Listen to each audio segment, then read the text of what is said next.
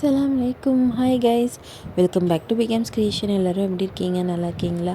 இன்றைக்கி நம்ம சேனலில் என்ன வீடியோ பார்க்க போகிறோம் அப்படின்னு பார்த்தோன்னா, டோனட் செஞ்சோம். அந்த வீடியோ தான் பார்க்க போகிறோம். ஃபஸ்ட்டு அந்த ஃபெர்மெண்டேஷனுக்காக ஒரு பால் கொஞ்சோண்டு ஒரு கப், சின்ன கப்பில் ஒரு கப் பாலில் 2 ஸ்பூன் சர்க்கரை போட்டு நல்லா மிக்ஸ் பண்ணிவிட்டு, அதில் ஒரு 2 குட்டி ஸ்பூனில் 2 ஸ்பூன் ஈஸ்ட் போட்டு சும்மா ஒரு 10 செகண்ட்ஸ் இந்த மாதிரி மிக்ஸ் பண்ணிவிட்டு அதை அப்படியே மூடி வச்சுருங்க. ஒரு 1/2 அன் ஹவர் 10-15 மினிட்ஸ் கழித்து பார்த்தா இந்த மாதிரி நல்லா உப்பி இருக்கும், ஃபெர்மெண்ட் ஆகிருக்கும். அது நான் ஒரு மைதா மாவு எடுத்திருக்கேன். மைதா மாவு 1/2 கேஜிக்கு கொஞ்சம் அதிகமாக அந்த மாதிரி எடுத்திருக்கேன் மைதா மாவு.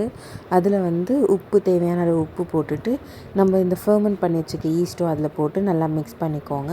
மிக்ஸ் பண்ணிவிட்டு கொஞ்சோண்டு தண்ணி, இந்த சப்பாத்தி மாவு பதத்துக்கு வர மாதிரி தேவையான கொஞ்சோண்டு தண்ணி தான் தேவைப்படும், போட்டு நல்லா மிக்ஸ் பண்ணிக்கோங்க. நல்லா மிக்ஸ் பண்ணிவிட்டு நல்லா பிசைஞ்சு வச்சு அப்படியே மூடி வச்சுடுங்க. ஒரு 2 ஹவர்ஸ் கழித்து பார்த்தா இந்த மாதிரி நல்லா உப்பி இருக்கும். அதுக்கப்புறமும் நல்லா போட்டு நல்லா பிசைஞ்சுக்கோங்க சாஃப்டாக. பிசைஞ்சிட்டு நம்மளுக்கு தேவையான அளவு மாவு கொஞ்சோண்டு ஃபஸ்ட்டு எடுத்துக்கோங்க. ஃபஸ்ட்டு அது எடுத்துக்கிட்டு சப்பாத்திக்கு திரட்டுற மாதிரி ஃபஸ்ட்டு அது திரட்டிக்கோங்க. அது என்னென்னா ரொம்ப மெலிசாக இல்லாமல் கொஞ்சம் குண்டாக இருக்க மாதிரி திரட்டிக்கோங்க. இந்த மாதிரி கொஞ்சம் திக்காக இருக்கட்டும். அதுக்கப்புறம் நம்ம டோனட் ஷேப்க்கு வர மாதிரி பாத்திரம் மூடி, ஏதாவது வாட்டர் பாட்டில் மூடி, இது ரெண்டும் வச்சு நான் டோனட் ஷேப்புக்கு கொண்டு வந்துட்டேன். கரெக்டாக சென்டரில் வர மாதிரி பார்த்து ரெடி பண்ணி வச்சுக்கோங்க. ஃபஸ்ட்டு இந்த மாதிரி தனியாக ரெடி பண்ணி வச்சுட்டு எண்ணெயும் அடுப்பில் வச்சுக்கோங்க. எண்ணெய் சூடாகிற வரைக்கும் இது வச்சுட்டா ஃபஸ்ட்டு இது நல்லா தனியாக வைக்கும்போதே கொஞ்சம் உப்பி கிடைக்கும். அதுக்கப்புறம் எண்ணெய் சூடானதுக்கப்புறம் இதில் போட்டால் எண்ணெய் பூரி செஞ்சால் மேலே போடுவோம்ல, அந்த மாதிரி இதுக்கு மேலே போட்டுகிட்டே இருந்தால் இந்த மாதிரி நல்லா உப்பி வரும். டோனட் மாதிரி சூப்பராக வரும், சாஃப்டாக. என்னென்னா ஸ்லோ ஃப்ளேமில் வச்சு பொறுமையாக இது வேகட்டும், இல்லைன்னா மேலே கலர் ரொம்ப இதுவாகிடும். ஸ்லோ ஃப்ளேமில் வச்சு கொஞ்சம் அந்த டோனட் கலர் வர வரைக்கும் வேகட்டும். இதே மாதிரி ஒன்று ஒன்றா போட்டு முக்கியமாக இந்த எண்ணெய் மேலே தெளிக்கிற மாதிரி போடுங்க. அப்போ தான் அந்த உப்பி வரும், நல்லா சூப்பராக சாஃப்டாக இருக்கும், ஸ்பான்ஜியாக இருக்கும், நல்லாயிருக்கும். இந்த வீடியோவில் பார்த்தாலே தெரியுதுல்ல, அது எப்படி நல்லா டோனட் மாதிரி வருதுல்ல, அந்த மாதிரி பண்ணிக்கோங்க.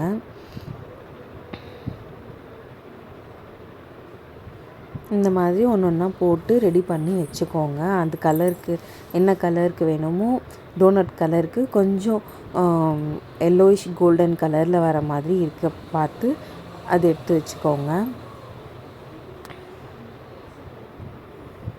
இந்த கலருக்கு வர மாதிரி பார்த்து கரெக்டாக எடுத்து வச்சுக்கோங்க தனியாக ஃபஸ்ட்டு. அதுக்கப்புறம் சைடில் நம்ம அதுக்கு மேலே போடுற சாக்லேட்டுக்கு பாயில் பண்ணுறதுக்காக டபுள் பாயிலிங் மெத்தடில் தான் சாக்லேட்டை மெல்ட் பண்ண போகிறோம். அதுக்கு பக்கத்தில் தண்ணி வச்சுக்கோங்க. வச்சுக்கிட்டு நம்மக்கிட்ட என்ன சாக்லேட்ஸ் இருக்கோ, மில்க் சாக்லேட், டார்க் சாக்லேட் என்ன இருக்கோ அதை போட்டு மெல்ட் பண்ணிக்கோங்க.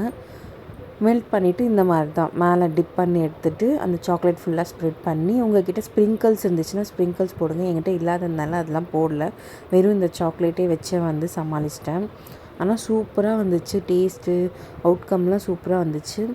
லாஸ்ட்டு டோனட்டில் இந்த மாதிரி அது நடுவில் இருக்கும்ல, அந்த குட்டி அப்படியே போட்டுக்கோங்க.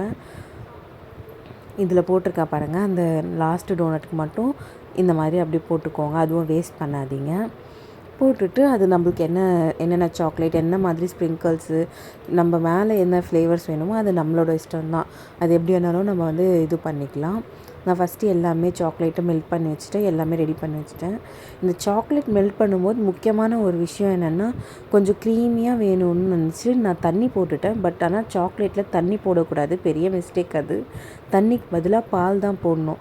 தண்ணி போட்டோன்னே அது திக்காகிடுச்சு, ஹல்வா மாதிரி ஆயிடுச்சு சாக்லேட்டே. நாங்கள் ரொம்ப பயந்துட்டோம்.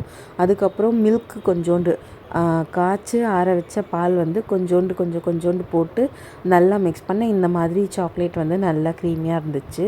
அது ஞாபகமாக பார்த்துக்கோங்க, மறந்தும் தண்ணி மட்டும் போட்டுடாதீங்க. இந்த மாதிரி நம்மளுக்கு என்னென்ன வேணுமோ மேலே பண்ணுறதுக்கு அந்த மாதிரி ரெடி பண்ணிக்கோங்க. நம்மளோட ஃப்ளேவருக்கு பிடிச்ச மாதிரி நான் ஃபுல்லாக ரெடி பண்ணி வச்சுக்கோங்க. சூப்பராக இருந்துச்சு நாங்கள் சாப்பிட்டது. பசங்கள்லாம் நல்லா விரும்பி சாப்பிட்டாங்க, சூப்பராக இருந்துச்சு. சாப்பிடும் போதே செம்ம டெம்ப்டிங்காக இருந்துச்சு செய்யும்போதே. நீங்களும் வீட்டில் இதை செஞ்சு பார்த்துட்டு எப்படி இருக்குது என்ன ஏதுன்ட்டு சொல்லுங்கள். இதை வந்து வீட்லேயும் செய்யலாம், கோதுமை மாவுலேயும் செய்யலாம். நான் வந்து மைதா மாவில் தான் செஞ்சுருக்கேன். கோதுமை மாவுலேயும் செஞ்சு பாருங்கள், சூப்பராக இருக்கும். அவுட்கம் சூப்பராக இருந்துச்சு, எல்லோரும் விரும்பி சாப்பிட்டாங்க. கொஞ்சம் டீப் ஃப்ரை பண்ணிடாதீங்க, கிறிஸ்பியாக மாறிடும். சாஃப்டாக இருந்தால் தான் டோனட்லாம் நல்லாயிருக்கும். நீங்களும் ட்ரை பண்ணி பார்த்துட்டு எப்படி இருக்குன்ட்டு மறக்காமல் கமெண்ட்டில் சொல்லுங்கள். மறக்காமல் லைக் பண்ணுங்கள், ஷேர் பண்ணுங்கள், சப்ஸ்கிரைப் பண்ணுங்கள். தேங்க்யூ.